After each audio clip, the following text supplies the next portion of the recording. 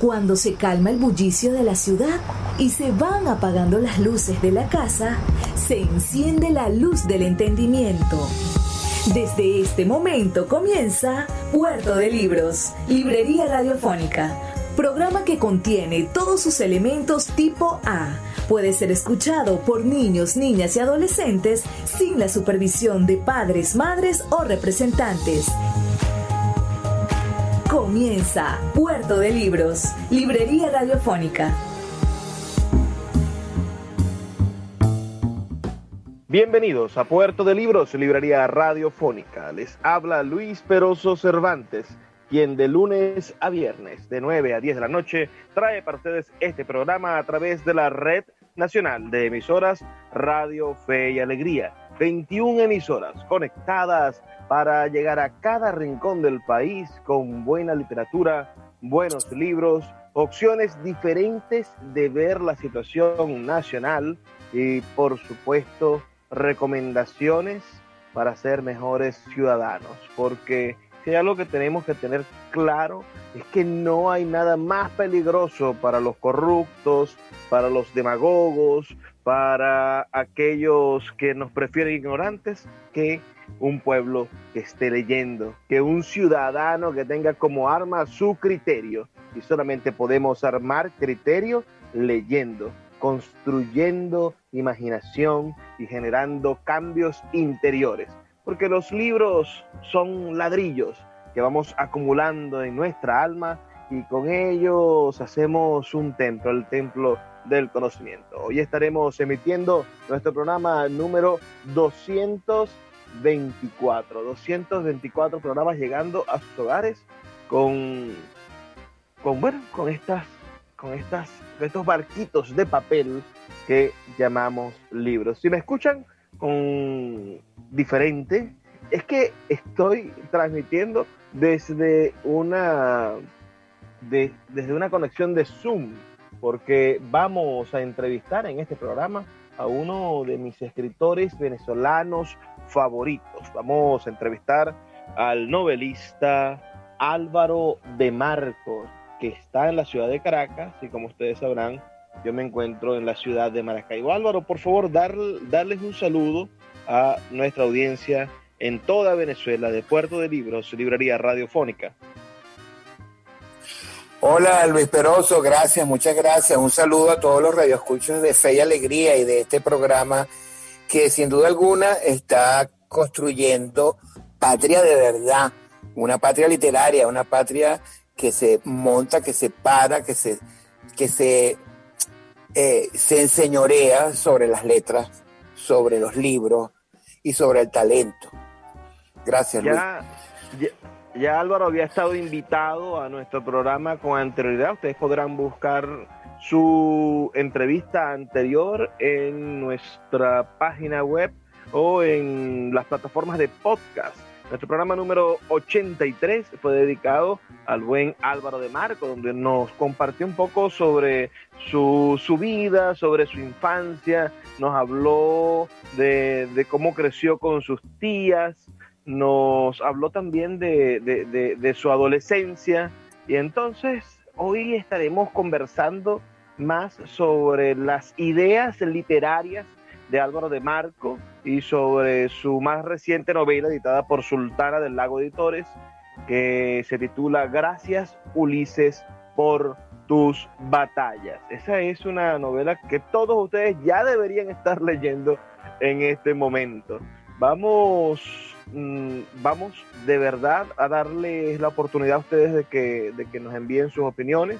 No se olviden reportar su sintonía al 0424 672-3597, 0424-672-3597. Y quiero comenzar, Álvaro, por preguntarte por un suceso que nos mantuvo entretenidos durante este año, y fue el proceso de impugnación casi que nos hicieron desde Twitter por haber postulado tu novela Sin Despedida, tu primera novela publicada por Sultana del Lago, al premio Rómulo Gallegos. Cuéntanos un poco cuál fue tu impresión en el momento en el que nos empezaron a atacar por haber hecho esa postulación. Bueno, fíjate, lo primero que me causó fue molestia. Me molesté porque realmente hemos caído en la intolerancia absoluta. Es decir, si bien estamos siendo gobernados por intolerantes, la intolerancia se ha adueñado del país, nos ha dividido, pero esa división nosotros la acentuamos cada vez más. Yo creo que no se trata de estar dividido, tampoco creo que uno deba pactar y digamos, dejarse seducir por lo que el que está en el poder te ofrece, ¿no? Pero sí creo que uno debe mantener su posición y seguir siendo quien es. En una entrevista reciente que me preguntaban si yo me había reinventado, y yo decía que a mí me causaba mucha suspicacia, incluso desconfianza, la reinvención.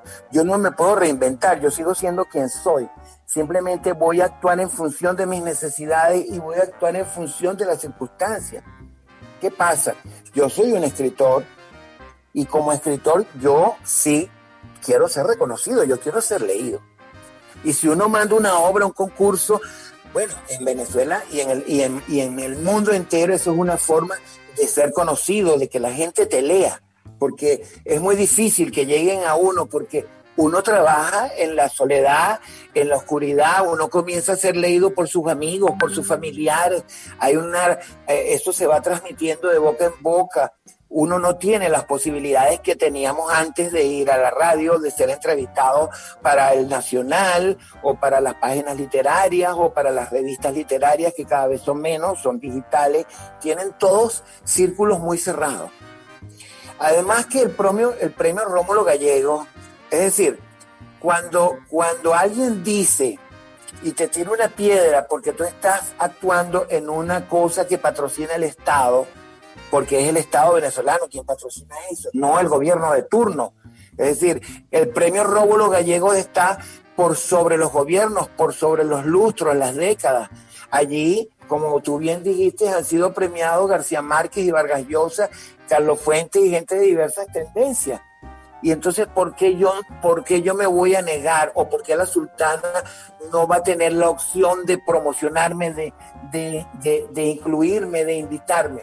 Ah, bueno, estará en mí si le tengo que dar la mano al que nos está dirigiendo y con el que yo no estoy de acuerdo.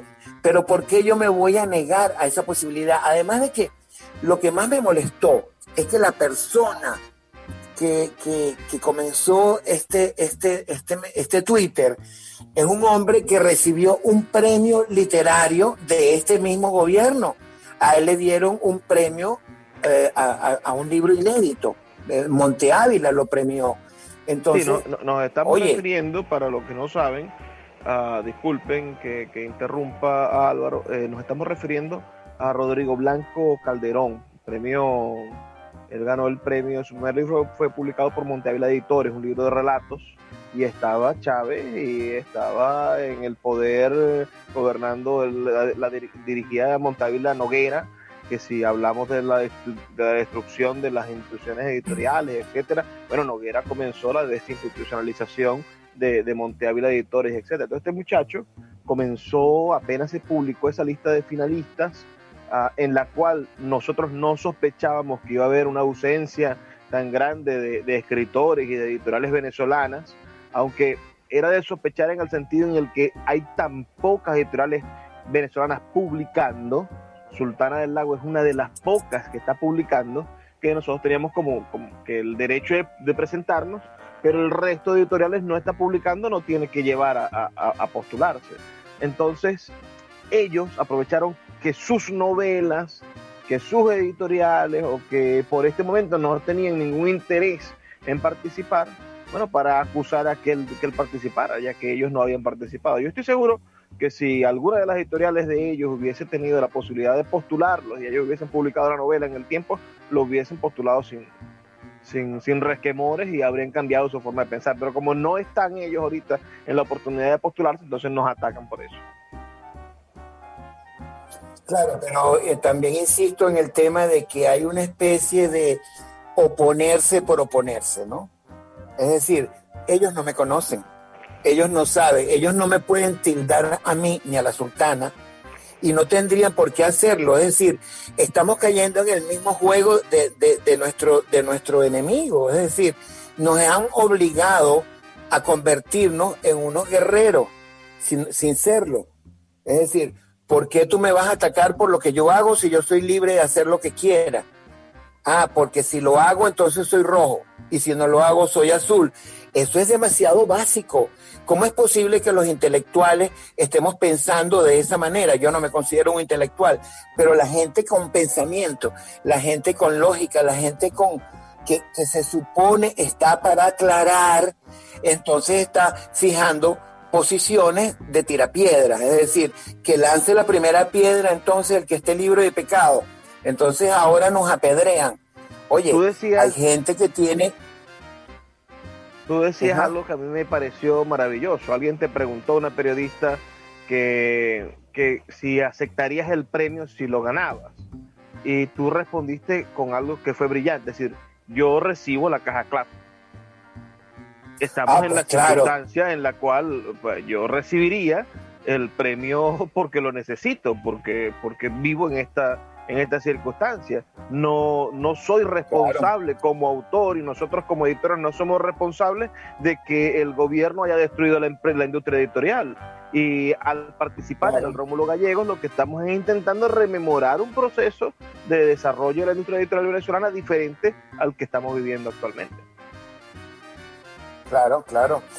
Sí, ese era el ejemplo que yo daba porque si yo soy culpable por recibir que no es una dádiva, es un premio a mi talento en todo caso, si yo soy culpable de recibir un premio del Estado, oye, hay 7 millones, 8 millones, 17 millones de personas recibiendo cajas CLAP y ellos no son revolucionarios, ni son socialistas, ni son comunistas, simplemente tienen hambre.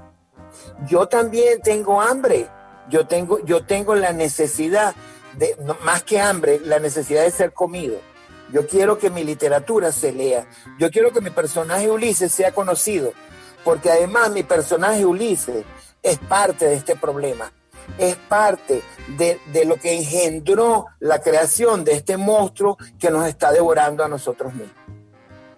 Bueno, Álvaro, te voy a detener allí porque ya vamos a terminar el tiempo del primer segmento. Te comento, son segmentos de 13 minutos.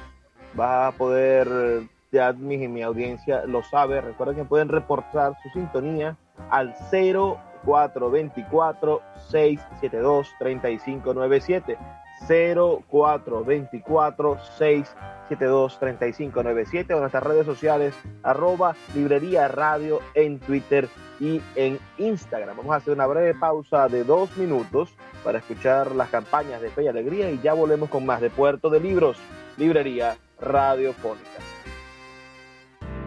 Escuchas Puerto de Libros con el poeta Luis Peroso Cervantes.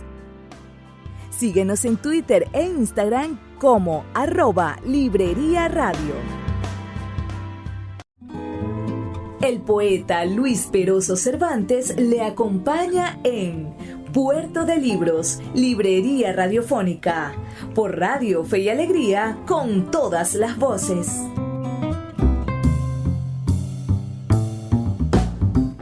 Seguimos en Puerto de Libros, Librería Radiofónica, aquí por la Red Nacional de Emisoras Radio Fe y Alegría, 21 emisoras conectadas para que usted pueda recibir en su casa buenos y maravillosos libros. ¿Cuál es mi sueño? Bueno, tener aquella máquina genial que inventó Willy Wonka, en la cual podemos transportar a través de la radio cosas. Willy Wonka lo hace a través de la televisión. Yo imagino que usted podrá meter su mano en su radio y sacar un libro de los que estamos recomendando. Pero no estamos tan lejos. En nuestra página web usted escucha buenas recomendaciones de libros y de paso puede de una vez buscar en internet. Sí, claro, quizá pirateado o en alguna página web donde esté gratuito, algunos fragmentos de los libros que estamos conversando. Este libro último que ha suscitado todo este problema de Álvaro de Marco, Sin Despedida, está disponible para una lectura gratuita del 20% del libro en todos los dispositivos Android. Si usted tiene un dispositivo Android, puede descargar la aplicación Google Books, la aplicación de Google de libros de Google, gratuitamente, y buscar Álvaro de Marco. Allí va a encontrar las 2 novelas de Álvaro, y las 2 novelas tienen una lectura gratuita del 20%. Podrá usted, comenzar a vivir la experiencia de la literatura de Álvaro de Marco. Recientemente, Álvaro ha venido desarrollando un trabajo excelente. Yo no sospeché que eso iba a pasar de esta manera, que Álvaro iba a comportarse tan profesionalmente e iba a desarrollar algo que se ha convertido casi en una academia de escritores. Me refiero al taller literario Corrección Perpetua. Con el problema de la pandemia, con esta sequía de cosas, muchos escritores se han dedicado a crear talleres virtuales. Nosotros en el Movimiento Poético de Maracaibo, los primeros días de la pandemia, lanzamos uno de poesía gratuito en el que se inscribieron casi 80 personas, pero es un trabajo bastante cuesta arriba y solamente nos quedamos con esa primera corte de participantes. Pero Álvaro, ¿desde qué mes, Álvaro? Estamos hablando del mes de junio. ¿Cuándo comenzaste a hacer el taller Corrección Perpetuum? Y háblanos un poco de qué trata tu taller. Bueno, sí, comenzamos en mayo. Y sí, me inspiró un poco eso que tú hiciste del taller de poesía del Movimiento Poético de Maracaibo. Y cuando me enteré de la tremenda acogida que tuvo, 80 participantes, yo dije, wow. Bueno, yo estaba en una situación en la que estuvieron muchísimos millones de habitantes, en que me quedé sin la posibilidad de ir a mi trabajo. Yo tengo una tienda de libros dentro de la Universidad Monte Ávila y las instituciones educativas cerraron por la pandemia, como cerró todo. Y en esos meses, la cosa se puso un tanto difícil, ¿no? Y una amiga mía me incentivó a que creara un taller, y yo pensé que lo único que yo podía dictar era un taller de lo único que creo que sé hacer, no tanto escribir como sí corregir, porque el escritor es lo que yo creo y pregono, y lo decía Andrés Bello, ¿no? Corregir y disciplina y corrección, era creo lo que decía. El asunto es que un escritor, siempre que relee su obra, siempre va a encontrar algo que acomodar, algo que ajustar. Un libro es como una máquina que uno está aceitando hasta que la máquina sale a la carretera, vamos a decirlo así. Bueno, sí, yo hablé contigo y porque yo estuve en un taller literario, por cierto, con Carlos Noguera Mora. Eso fue en el 2015, y yo lo admiraba a él porque Los cuentos de la calle Lincoln fueron un libro que a mí me cautivó, ¿no? Claro, estoy hablando de los años 70, y me pareció innovador, fue algo que dio mucho que hablar en su momento. Y bueno, él como autor tenía La Luna de Fausto y otras obras que tenían unos personajes magníficos. Bueno, el asunto es que yo estuve en un taller con él, y una de las cosas que a mí me preocupó de los talleres literarios, la crítica del grupo. Cuando tú estás allí y te expones ante 10, 12, 13, 15 personas, incluso en la persona que dirige el taller, y que muchas veces los comentarios pudieran ser demoledores, incluso los comentarios nutrientes en el fondo deprimen. Luego está el otro detalle, ¿no? La gente va a un taller literario, escribe, termina el taller literario y se va con su carpetita en el brazo otra vez a meterla en una gaveta. Entonces yo le propuse a mi amigo Luis Peroso Cervantes que Yo no lo conocía hasta que fui aceptado en la convocatoria 2019 para el libro Sin Despedida. Le propuse que si yo hacía un taller literario era posible que las cosas que tuvieran mérito suficiente fuesen publicadas. Y él accedió a esta aventura y bueno, le di play, como dicen, ¿no? Mi hijo me hizo unos flyers y diseñé el taller siguiendo lo que porque yo había estado madurando esta idea desde hacía algún tiempo, ¿no? Cuáles eran las lecturas recomendables, tanto teóricas como cuentos, lecturas narrativas que se ajustaran a esas lecturas teóricas. De alguna manera son ejemplos de lo que se dice, ¿no? Y entonces elaboré todo un temario, la estructura de la obra, trabajamos con cuentos, pero también con novelas, la estructura de la obra, cómo se construye un personaje, cómo se construyen los diálogos, cómo es el punto de vista, cuáles son las formas del narrador, las formas narrativas, el uso de la primera, segunda, tercera persona. Y bueno, lo hice en un nivel y me di cuenta que hacía falta profundizarlo e hice un segundo nivel. Y luego de eso creo que pensé que tenía aún que haber un tercer nivel, porque son talleres muy cortos, de 5 semanas el primero, 6 el segundo, y en el tercero nos ocupamos de pulir lo que se hace. En el primer nivel se elaboran 4 cuentos y en el segundo nivel 5 cuentos. En el primer nivel, estamos hablando de 9 cuentos. Ajá.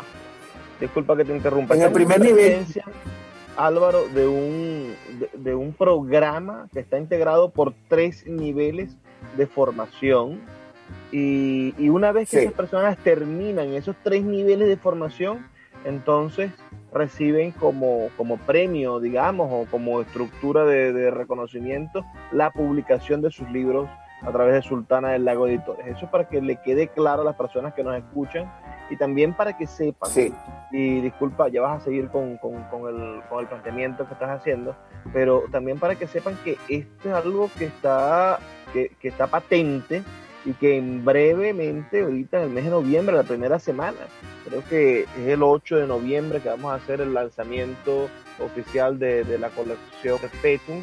El sábado 7 de noviembre vamos a estar lanzando la colección Perpetuum, que son 8 libros de escritores venezolanos que participaron en ese primer taller de Álvaro, la primera camada. Pero cada 2 meses, ya me vas a explicar, se abre una nueva sesión del primer taller.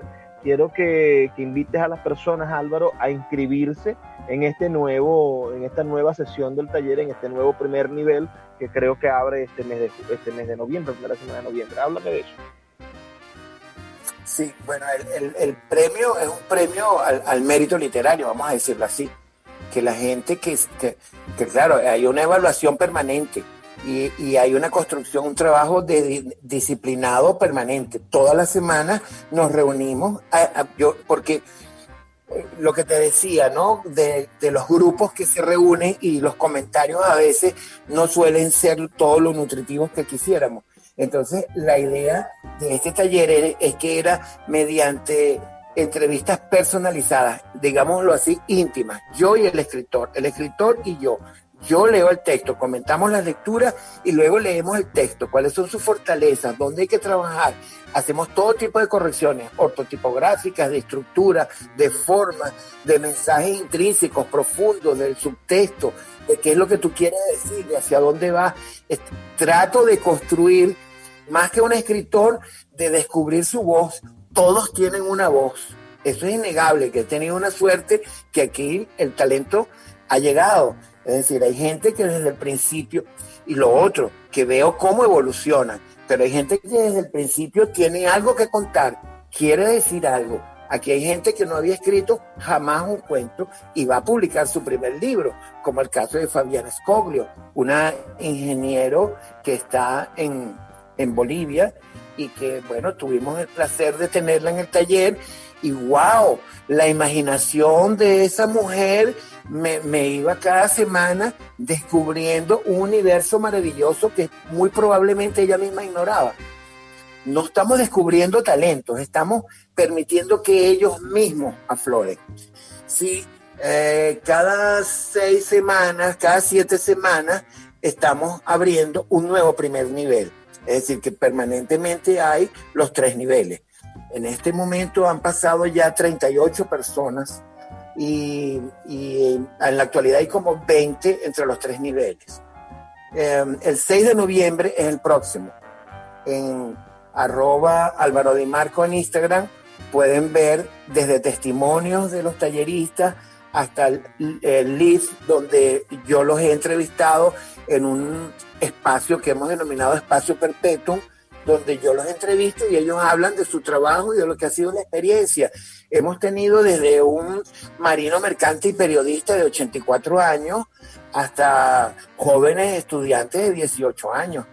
Y de verdad que el abanico temático, el abanico además de técnica narrativa que cada uno ha utilizado es muy diverso y bueno, yo también me estoy nutriendo muchísimo como escritor, porque bueno, siempre dicen que el maestro es el que más aprende, y cada vez que leo cuentos y cada vez que analizo cuentos con ellos y que descubro cosas en ellos, y también voy descubriendo cosas que me van a mí permitir escribir de alguna manera mejor. Yo creo que esto es una cosa biyectiva, es una cosa dialéctica, es una cosa donde todos nos estamos nutriendo.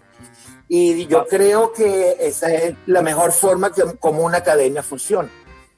Bueno, Álvaro, voy a detenerte nuevamente porque vamos a hacer una breve pausa de 2 minutos para escuchar las campañas que tiene Radio Fe y Alegría, siempre trabajando para innovar con nuevas ideas, con promoción de los derechos humanos, para hacernos entrar en conciencia de que es más que una emisora, que es más que una escuela, es un movimiento educativo transformacional de Venezuela, una propuesta venezolana para el mundo desde la iglesia. Eso es maravilloso y por eso amamos a Fe y Alegría. Pueden reportar su sintonía al 0424-672-3597, enviarnos sus opiniones, sus dudas, y ya volvemos con más de Puerto de Libros, Librería Radiofónica. Escuchas Puerto de Libros con el poeta Luis Peroso Cervantes. Síguenos en Twitter e Instagram como @Librería Radio. El poeta Luis Peroso Cervantes le acompaña en Puerto de Libros, Librería Radiofónica, por Radio Fe y Alegría, con todas las voces.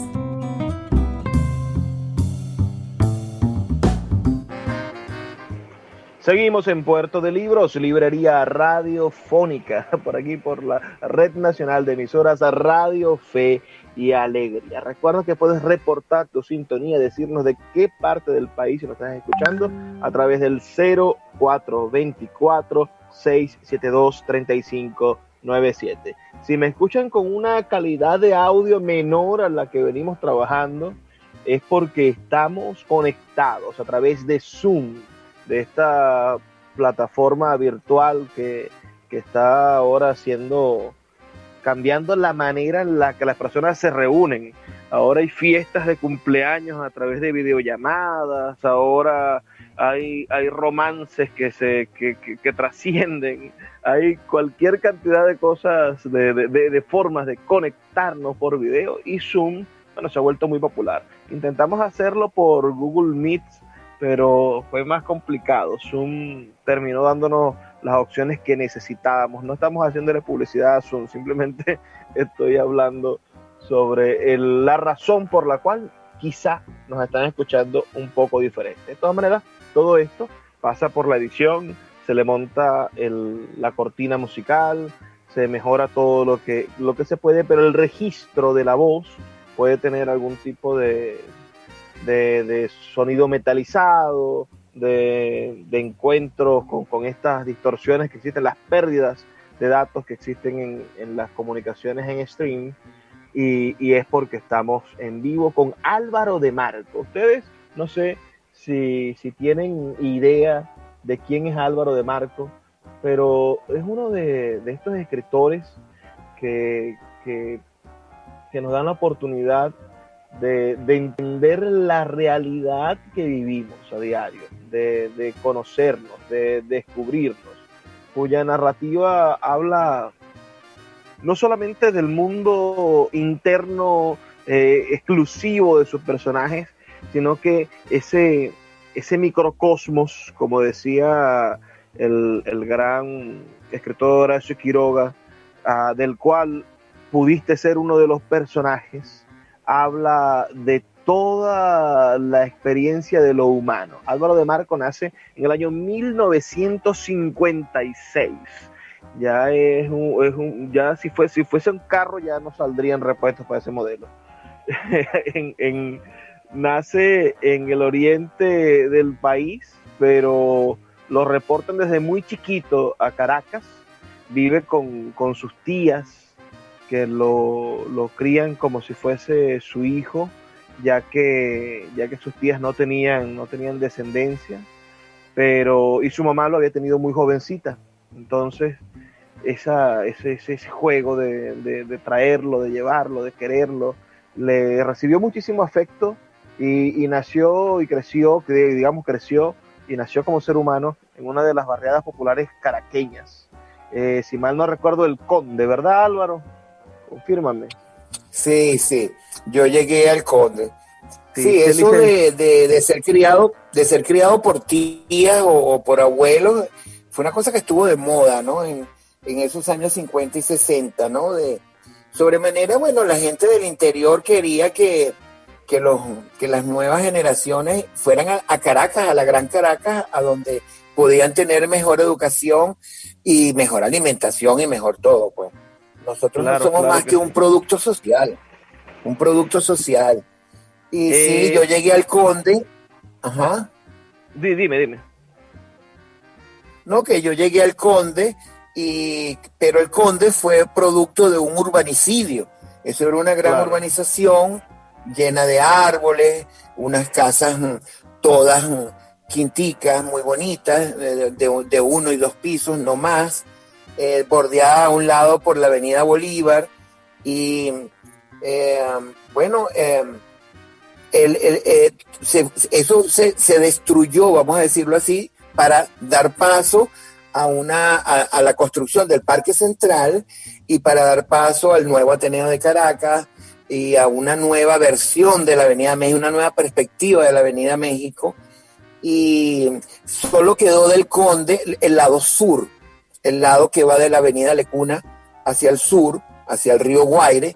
Entonces fuimos desplazados desde donde vivíamos, en el este 6, pero luego primero el este 8, y luego nos mudamos a San Agustín del Norte. En la casa donde yo viví esos 2 primeros años, casi 3, yo tenía 4 años cuando llegué allí, es decir, llegué en el año 60, habían 2 palmeras, una en el jardín de mi casa y la otra en el jardín de la casa de al lado. Esas 2 palmeras están hoy frente a lo que fue el Caracas Hilton, que ahora lo llaman Alba Caracas. Entonces, cada vez que yo paso frente a esas palmeras, pues recuerdo mi jardín. Luego me fui a San Agustín del Norte, nos fuimos a San Agustín del Norte, y allí viví hasta que tuve 17 años, y que luego nos mudamos a Puente Hierro, que es Santa Rosalía, es decir, estuve girando toda mi vida en ese centro citadino, y bueno, todavía voy a Puente Hierro, me considero de Puente Hierro, puede ser mi centro vital. Aunque he vivido en otros lados y hasta en otras ciudades, yo sigo siendo en esencia esas paredes y esos pedazos de asfalto. Bueno, Álvaro, yo todo esto lo decía porque estoy leyendo tu biografía, pero me detuve en ese año 56 en el que naciste, y ahora me voy a ir al año en que te graduaste, porque a pesar de que en el 56 fue tu nacimiento, como te digo, en el oriente, como les dije a todos, en el oriente del país. No fue sino hasta 1994, a los 38 años de edad, que obtienes tu licenciatura en letras en la Universidad Central de Venezuela. 38 años, es ya una edad como para no, Sí. para tener un montón de carajitos cerca, porque cuando yo empecé a estudiar letras, empecé a vivir los 17 años. Eso quiere decir que no, si me hubiese graduado a tiempo, 5 años, a los 22 estuviese obteniendo el título, imagino que te pasó lo mismo, tener un poco de carajitos de 20, de 18 y 19 al lado, siendo tú ya un hombre Sí. con hijos y todo, y con familia. Sí, sí, sí. Bueno, esos son los vericuetos de la vida, porque yo salí de bachillerato a los 18. Pero ¿qué pasó? Que, bueno, me enamoré, me casé muy joven, tuve un bebé, y entonces tuve que trabajar y dejé de lado la universidad. Me encaminé profesionalmente hacia otra área y me quedé allí. Y una cosa me fue llevando a la otra. Y entonces 20 años después fue que me gradué, como tú dices. Pero yo empecé en la Universidad Central a los 33 años. Hubo algo que determinó un cambio en mi vida. Y entonces sí, me tocó estudiar con chamos de 17, 10, yo creo que los más adultos tenían 20 años. Para todos Entonces, eres el señor pero no Álvaro. era, pero sí, pero rápidamente pasé a ser Álvaro y luego Alvarito. Pero en algunos casos, yo no era el único mayor, porque no sé si tú sabes esa construcción muy mal hecha. No sé si tú sabes que la Escuela de Letras funciona de noche. Nosotros comenzábamos a las 5:15 hasta las 9:30 de la noche. Entonces había muchos adultos, no muchos, pero en cada salón habían siempre 3, 4, 5 personas de mi edad. Yo tenía 33, pero también había gente de 42 y de 50. Y sí, había como una... Pero hay algo en Venezuela y bueno, en la Universidad Central, que es una cosa donde todos se integran. Allí, vamos a decirlo así, que ricos y pobres, viejos y jóvenes, hay todo el mundo. Comienza una real camaradería, un real compañerismo. Yo creo que además... No sé si es la atmósfera de la UCB, que es tan fresca, diáfana, tan sublime, tan que te atrae, porque la Universidad Central es un imán. Una vez que uno entra allí y eso comienza a ser tu centro, eso es un universo y es un universo cerrado. Aunque ese universo también es una muestra del universo que hay afuera. Pero Claro, lo que para mí siempre se fue le una ha gratísima reclamado a la experiencia. academia, ¿no? La academia siempre se le ha reclamado el hecho de estar aislada, de tener su propio mundo, de no mirar hacia afuera, de no entender los problemas que tiene el país, etcétera, y eso obedece a que sí, tras la cerca, tras los murales de Zapata, más allá del jardín botánico, pareciese que el país andara a un ritmo diferente que la universidad. Sí, es probable. Sin embargo, vamos a decir, ciertos vicios, por ejemplo, la corrupción o las formas de trato hegemónico en algunos casos, ¿no? Eso de estar manejado por clanes, por sindicatos, por asociaciones, la asociación de profesores, la asociación de empleados, la asociación de obreros, el sindicato de obreros, es decir, esas cosas replican de alguna manera lo que hay afuera y lo replican en algunos casos superlativamente. Yo creo que el estudiantado se salva de eso porque sin embargo el estudiantado también se divide, el estudiantado también se politiza. Hay una excesiva politización al menos de lo que fue la Universidad Central que a mí me tocó. Sin embargo, hay gente, como le pasó a ese personaje que yo construí, que se llama Ulises, que él se sacudió un poco de todo eso, porque había una bohemia, había un mundo intelectual que en paralelo tenía tanto peso, así como hay gente que estaba soñando con tumbar gobiernos con piedras, había gente soñando con convertirse en unas bacantes, en unas fiestas báquicas, en unas dionisíacas. Es decir, había gente pensando en el cielo y otros en el subsuelo. Había de todo.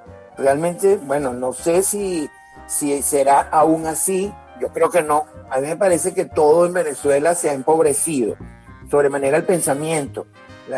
Considero que los jóvenes tienen una gran alternativa sobremanera por la tecnología que manejan, pero yo creo que las posibilidades de pluralidad han ido mermando.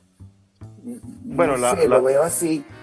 La universidad también ha perdido el rigor y las posibilidades de la vida académica, no solamente por ahora por la pandemia, ¿no? Y la estructura virtual. Ya la Universidad del Zulia, que era, ya no es la misma. La Universidad Central, imagino que es lo mismo.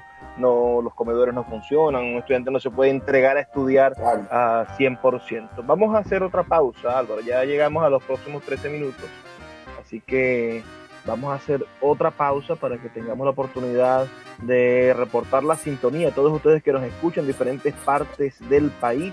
Sobre todo agradezco muchísimo la audiencia de los amigos del estado de Anzoátegui que siempre están pendientes de nosotros. Y bueno, informarles que Álvaro nació en Anzoátegui, es un anzoatiguense, se dirá de esa manera, no lo sé, por favor corríjanme, escríbanme al 0424-672-3597. Ya volvemos con más de Puerto de Libros, librería radiofónica.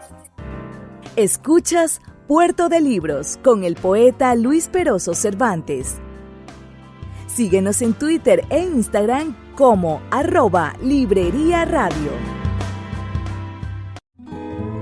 El poeta Luis Peroso Cervantes le acompaña en Puerto de Libros, librería radiofónica, por Radio Fe y Alegría, con todas las voces.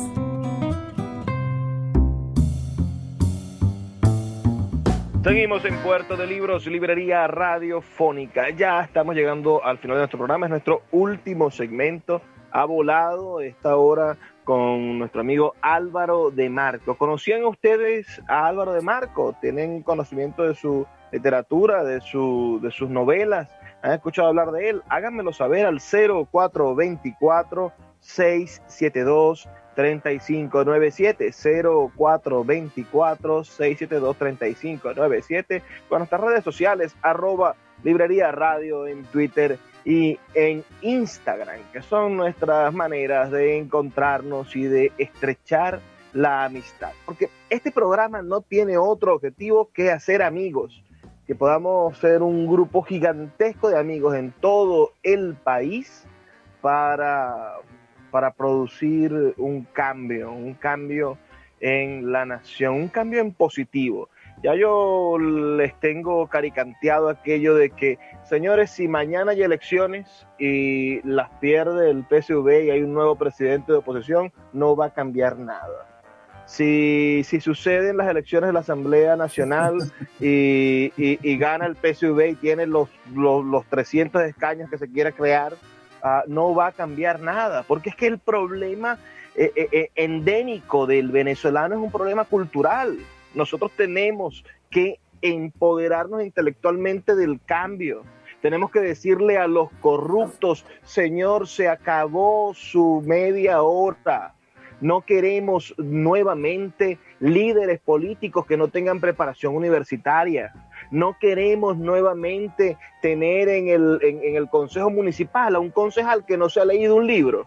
No queremos tener diputados que no tengan propuestas concisas, que hablen mal. No, queremos tener políticos de alto coturno, como decía mi abuelita, pero además gente que esté sintonizada con el progreso. Y eso, señores, no se consigue sino leyendo. Es un crecimiento individual para que exista el crecimiento colectivo. Empujándonos todos, no vamos a conseguir el cambio. El cambio es de cada uno para que después la suma sea general. Para que el cambio sea en general, debemos de cambiar en cada uno de los individuos. Y un libro es la mejor forma para cambiar, para poder hacer real este cambio y hacerlo efectivo, es decir, saber que vamos a poder verlo. Lo mejor que podemos hacer es empezar a repartir libros a nuestros amigos, a nuestros familiares, a nuestros hijos, a nuestros vecinos, porque un libro puede cambiarte la vida en fracciones de segundo, pensándolo en una vida, ¿no? Es decir, en un par de días que te lees un libro puedes cambiar tu forma de pensar. No pasa lo mismo con un discurso político, no pasa lo mismo con una campaña, no pasa lo mismo con todas estas maneras indecibles de ser y de hacer. Entonces, sí tenemos una opción. La única opción es pasar los próximos 20 años leyendo. Y 20 años pasan rápido, imagínense. El chavismo ya tiene 20 años en el poder, 22 años. ¿No creen ustedes que si empezamos a leer en este momento, dentro de 20 años tengamos el país que merecemos? De eso trata en el fondo las novelas de Álvaro de Marcos. Su personaje, Ulises, este Ulises que es un poco sinvergüenza, un pícaro, se transforma con la lectura. Deja de ser simplemente un mortal y se da cuenta y abre los ojos y despierta a una realidad en la cual está sobrecogido, está asfixiado. La novela de Gracias Ulises por tus batallas, que acabamos de editar en Sultana del Lago Editores hace apenas unas semanas, comienza con actos vandálicos, los actos vandálicos del Caracazo, y finaliza en el 4 de febrero. ¿Por qué a un personaje como Ulises, Álvaro, un personaje como Ulises que es hedonista, un personaje como Ulises que está en búsqueda de la fiesta, de las relaciones sexuales plurales y cómo se llama, y promiscuas con diferentes mujeres? ¿Por qué un Ulises en ese extravío también ulisiano, ¿no? En ese extravío del odisíaco que tiene tu personaje, en esa Caracas que se parece a ese mar Egeo lleno de circes, lleno de problemas? ¿Por qué este personaje tuyo decide tener el periplo, o tú decides meterlo en el periplo del Caracazo el 4 de febrero? Bueno, fíjate, yo creo que lo que pasa es que hay un antecedente que es Sin Despedida, porque esto es una trilogía y en la primera parte el personaje, aunque sí tiene cierto desarraigo, no ha logrado, porque él es un romántico en esta primera parte, es un enamorado. Él quiere ser artista, él ha estado, sí, como tú dices, cultivándose, un hombre que lee, y casualmente en esta novela, él comienza a estudiar letras en la Universidad Central de Venezuela.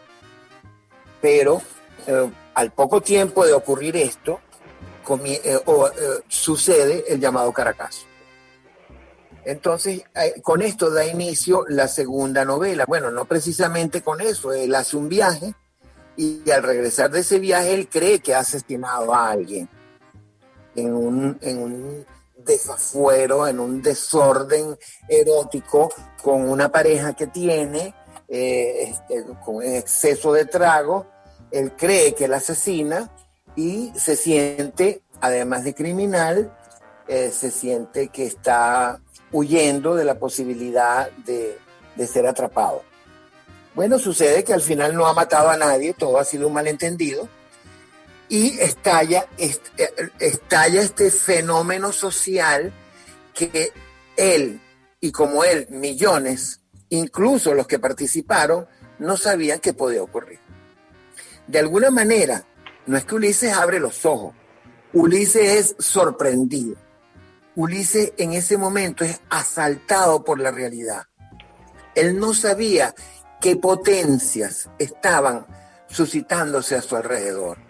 En el terrible momento que se ocurre, hay como un despertar. Se siente que es un ingenuo y llora su ciudad. Siente que la ciudad ha sido derrotada, ha sido destruida a mansalva por sus propios habitantes. Y él no entiende por qué la ciudad debe pagar un desastre que ha sido engendrado por los políticos, por las malas administraciones.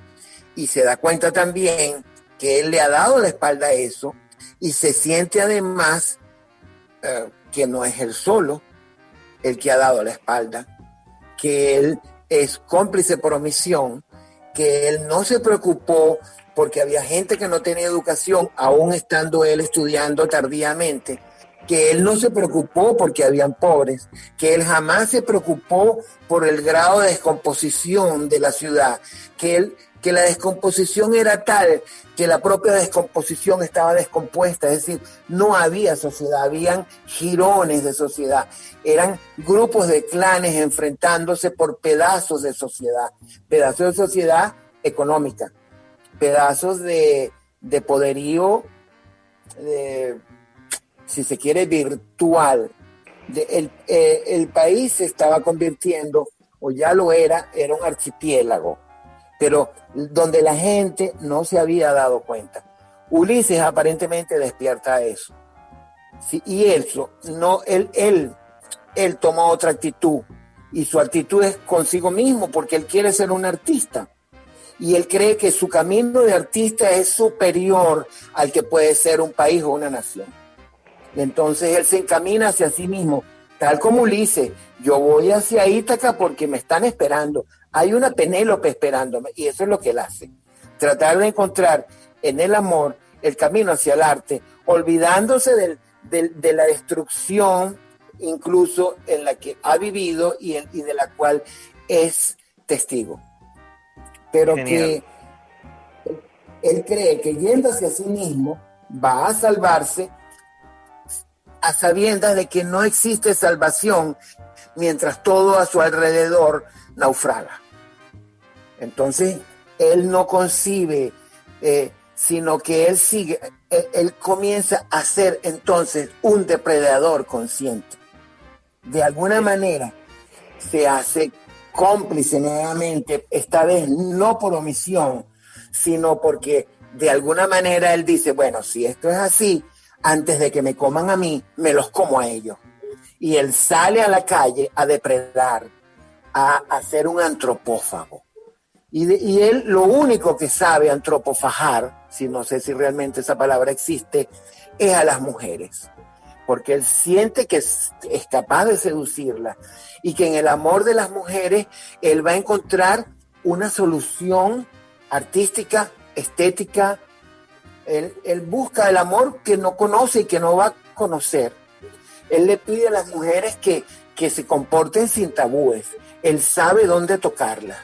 Él cree que haciendo eso pudiera ser también un hacedor de un nuevo mundo, de una nueva forma de ser. Él es un soñador, sigue siendo un soñador, pero en el fondo no le importa nada. ¿Y qué es lo que ocurre? Que cuando vuelve a ocurrir otra cosa, cuando una vez más una de sus abuelas le dice, o de sus tías le dice, no hay azúcar, él ve por la televisión a un tipo de nariz perfilada y dice, se parece a Kafka. Y ese tipo está diciendo que habían intentado hacer un golpe de Estado, pero que no habían cumplido su objetivo. Él dice, oye, pero este es un loco, ¿no? Y su abuela le dice, se acabó el azúcar. Y él se da cuenta que la historia se repitió, que no pasó nada entre una cosa y la otra, y que él teme que lo que va a continuar es lo mismo. Y es lo que usted acaba de decir.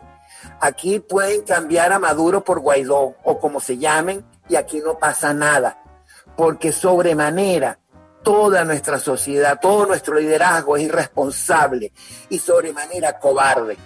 Aquí a la gente le falta, la gente ha tenido el valor de salir, de protestar, de caminar, de enfrentarse y de morir, pero no ha habido un líder que pueda capitalizar eso.